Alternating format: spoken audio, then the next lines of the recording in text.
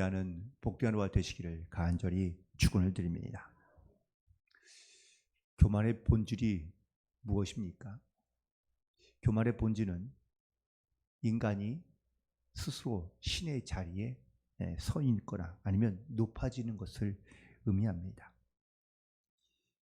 그런 의미에서 봤을 때에 하나님께서 종종 국가를 혹은 나라를 심판하시는 경우들이 있지만 하나님께서는 이 세상을 만드실 때에 하나님에 대한 또한 하나님의 질서를 가지고 그리고 하나님의 그 질서 안에서 하나님께서는 이 땅과 또한 모든 만물의 피조물들을 다스리게 하신 것을 볼 수 있는데, 그런데 사람이 그 질서를 깨트리고 무너뜨리며 그리고 오히려 그 질서를 다시 자기의 뜻대로 만들어가려 하는 것이 바로 이 교만의 본질이라고 말할 수 있습니다.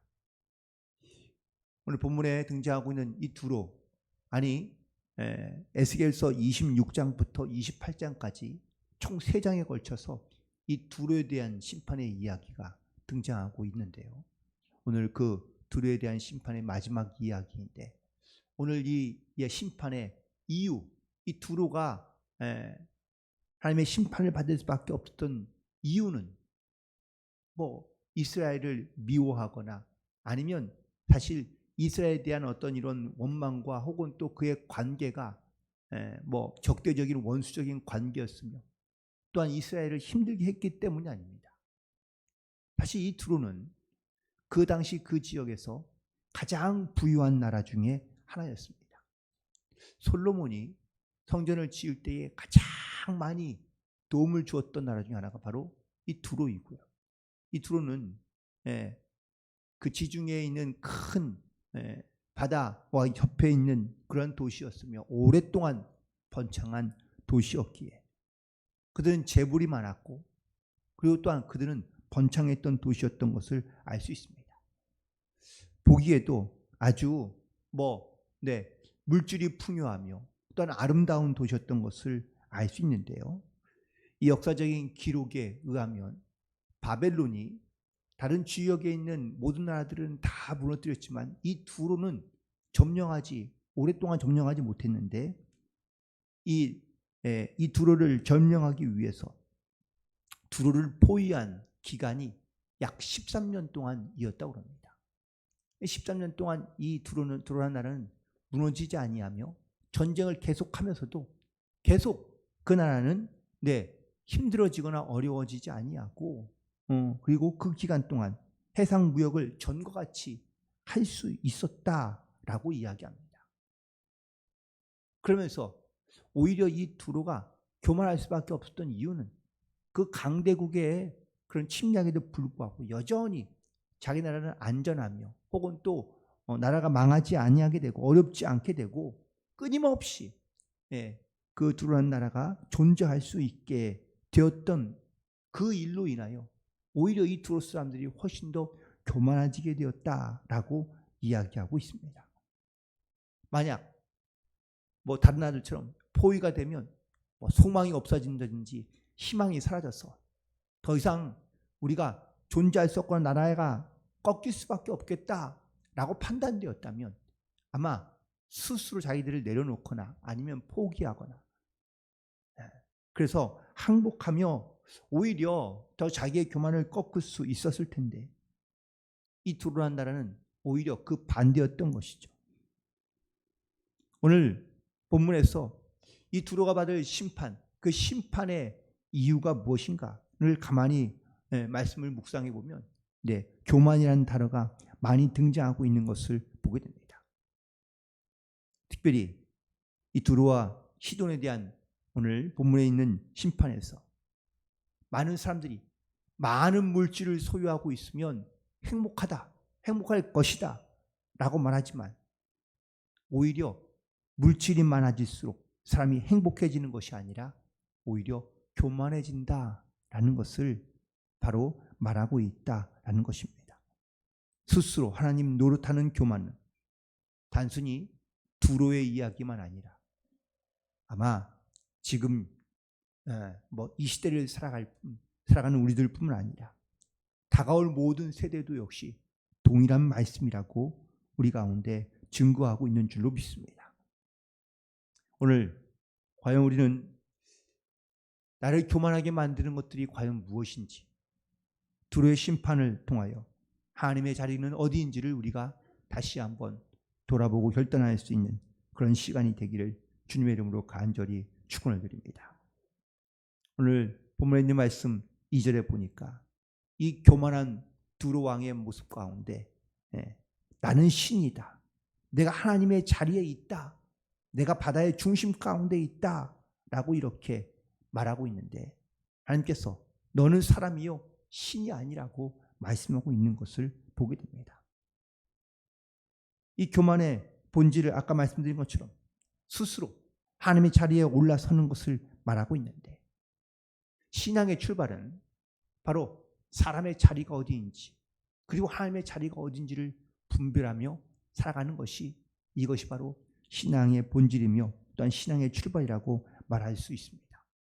생명의 한계, 능력의 한계, 그리고 또한 어쩌면 사람의 가지고 있는 어떤 그 생각의 한계까지, 이것들이 인정이 되고 또한 이것들을 내가 주님 앞에 하나님 앞에 고백할 수 있을 때 우리가 스스로 높아지는 것이 아니라 주님 말씀 앞에 우리가 겸손하게 나는 죄인인 것을 고백하며 주님 앞에 나아가는 것이, 이것이 바로 신앙의 출발이며 신앙의 시작인 것을 보게 됩니다. 그런데 이것을 알지 못하면 그러면 우리는 스스로 교만해지기 쉽습니다. 스스로 내가 하나님의 자리에 올라서서 내가 사람을 판단하며 혹은 또 심지어 하나님을 판단하는 이러한 교만을 우리가 부끄럽게 여기지 아니하며 또한 그것조차도 너무나 당연스럽게 여기는 것, 이것이 바로 교만한 자의 모습인 것을 깨닫게 됩니다.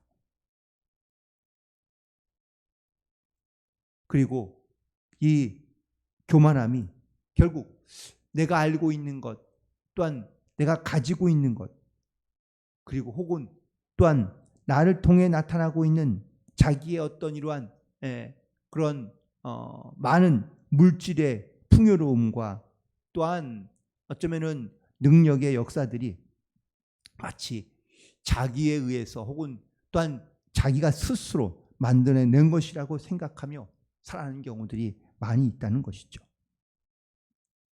오늘 본문에서는 다니엘의 지혜도 아니면 또한 에덴 동산에서의 그러한 어떤 이러한 하나님께서 주시는 축복과 은혜도 스스로 다 교만하여져서 다 자기의 것이냐 아니면 자기의 수고로 얻은 것이냐 착각하며 살아가는 인간들에게, 또한 이 두로의 백성들에게 하나님께서 심판하시겠다고 말씀하고 있는 것을 보게 됩니다. 가끔 물론 이렇게 말씀하거나 간증하는 이야기를 들을 때마다 사실 하나님께 나에게 주시는 은혜를 따라 우리가 순종하며 겸손하게 순종하는 삶을 살아가는 경우도 있지만, 또 때로는 그것이 스스로 자기를 교만하게 만들어 마치 자기의 어떤 헌신과 노력으로 교회의 부흥을 이룬 것처럼 착각하며 교만에 이르는 이런 경우들을 우리는 종종 보기도 합니다. 하나님의 은혜로서 그리고 또한 하나님의 도우심으로써 역사하심으로써 교회가 온전하게 혹은 또 건강하게 성장하며 부흥할 수 있는 것이지, 어떤 한 개인의 능력이나 한 사람의 노력만으로 성취했다는 것은 사실은 교만한 일이라고 말할 수밖에 없기 때문이겠죠. 두로는 지금 교만에 빠져 있는 것을 보게 됩니다. 그들의 많은 물질과 또한 어떤 그들이 갖고 있는 능력이 바로 하나님의 은혜인지를 깨닫지 못하고, 그리고 스스로 교만하여져서 하나님의 자리에 바로 자기들이 올라가 있는 그런 영적인 상태였기에 하나님께서 그들을 교만하다고 말씀하고 있는 것을 보게 됩니다. 이런 자들에게 하나님께서 치신, 그러니까 하나님의 심판과 또 하나님의 진노가 임한다는 것을 말씀하고 있는데요.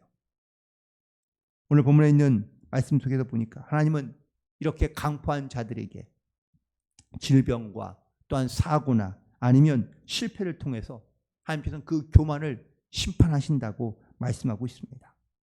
즉 스스로 자기가 신이라고 여기며 또한 하나님의 자리에 올라 있는 그런 사람들에게 바로 이 죽음과 고통과 고난에 대하여 연약한 존재인 것을 깨닫게 하시고 또한 그 고난을 통해서 하나님께서 어떤 분인지를 증거하게 하시기 위하여 하나님께서 바로 이 두로와 또한 시돈 가운데 하나님께서 심판하시는 그런 이유를 말씀하고 있는데요. 다윗도 시편 119편 71절에서 고난 당하는 것이 내게 유익이라 이로 인하여 내가 주의 율례를 배우게 되었다고 고백하고 있습니다. 다윗도 하나님께서 교만한 모습을 보셨기 때문에 하나님께서 그에게도 고난을 주시고 다윗은 내게 당하는 이 고난이 나에겐 유익이다. 그리고 내가 스스로 교만해서 내려와 하나님 앞에 겸손하게 나아갈 수 있는 이런 주님의 말씀과 또한 주님의 은혜들을 깨닫게 되었다고 스스로 고백하고 있는 겁니다. 많은 성도님들이 신앙생활에서 고난당하는 거, 어려움을 겪는 것 때문에 사실은 많이 힘들어하고 고통스러워합니다. 물론 하나님께서 그거를 통하여 나에게 깨닫게 하시고 또한 나에게 은혜를 베푸시며 또한 나에게 분명 하나님께서 계획하시는 분명한 섭리와 계획이 있는 줄 믿는다면 오히려 그 고난을 통하여 나에게 주시는 하나님이 주시는 유익이 무엇인지 특별히 내가 영적으로 내가 교만하여져 있는 것은 아닌지를 우리가 분별하고 그리고 하나님 앞에 더욱더 겸손하게 기도함으로 또한 주님의 말씀 앞에 순종함으로 나아갈 수 있는 그런 모든 성도들이 되시기를 주님의 이름으로 간절히 축원을 드립니다. 사람에게 배꼽이 있는 이유가 있다고 합니다.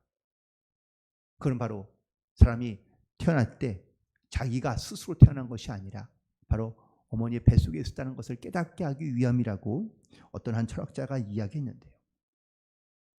그리스도인들에게 바로 어쩌면 에덴 동산은 그러한 의미인 것 같습니다. 하나님께서 모든 만물을 창조하시고 그리고 아담과 하와를 에덴 동산에서 살게 하시지 않습니까? 그런데 이 인간의 교만이 풍요로워지고 또한 모든 것을 자기의 마음대로 자기의 뜻대로 능력을 가지고 행할 수 있는 그런 완벽한 곳이었지만 인간은 스스로 교만해져서 스스로 하나님의 자리에 오르려 하다가 결국은 이 에덴 동산에서 쫓겨나게 되는데 그 이유가 바로 교만이라는 것을 말씀하고 있습니다. 인간은 하나님의 형상으로 지음받고 또한 많은 특권을 우리 가운데 하나님께서 위임해 주셨는데 그런데 그 위임된 특권으로 또한 능력으로 스스로 타락하여지고 또한 스스로 하나님의 자리에 오르려 하는 이 교만 때문에 우리는 하나님의 심판을 받아 죽을 수밖에 없고 멸망할 수밖에 없는 존재가 되었다는 것을 말하고 있습니다. 인간의 범죄를 잃어버린 하나님의 영광에 대한 또 하나님의 은혜에 대한 그런 아쉬움과 그리고 우리가 무엇을 회복해야 하는지에 대한 분명한 이야기를 오늘 예수께서 28장을 통하여 또한 특별히 두로의 심판을 통하여 하나님께서 우리 가운데 주시는 메시지를 우리가 반드시 우리는 들을 수 있으며 또한 깨달아야 될 줄로 믿습니다. 두로는 많은 무역을 통하여 재물이 많았다고 기록하고 있습니다. 하지만 그 풍요로운 재물이 그들 스스로 교만 가운데 빠지게 했다라는 사실입니다. 또한 심지어 그들의 무역은 그들은 정직하지 못했다고 말씀하고 있습니다. 결국 물질이나 아니면 부가 사람을 겸손하게 만드는 것이 아니라 오히려 교만하게 만든다면 선한 것이 될 수 없다는 것을 말씀하고 있는 겁니다. 무엇이 나를 바로 교만 가운데 빠지게 하며 또한 무엇이 나를 교만하게 만들고 있는지를 다시 한번 돌아봅니다. 두루에게 있었던 문제는 그들이 누렸던 부가 물질이었다라는 것을 직접적으로 말하는 것이 아닙니다. 그들의 성공과 그들의 능력이 바로 그들의 문제가 아니라 그들이 갖고 있던 교만이, 그리고 스스로 하나님의 자리에 오르려 하며 또한 하나님같이 되려 했던 그들의 마음이, 그들의 교만이 바로 하나님에 대한 하나님의 심판에 대한, 또 하나님의 심판으로부터 벗어날 수 없었던 이유였던 것을 말하고 있습니다.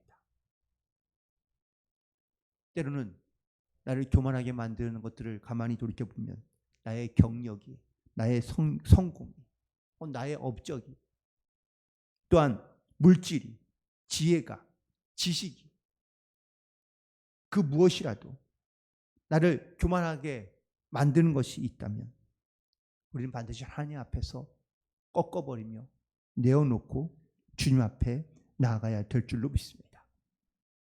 이것을 우리가 하나님 앞에 내어놓지 못하고 또한 주님 앞에 우리의 이 교만을 우리가 내어놓지 못하면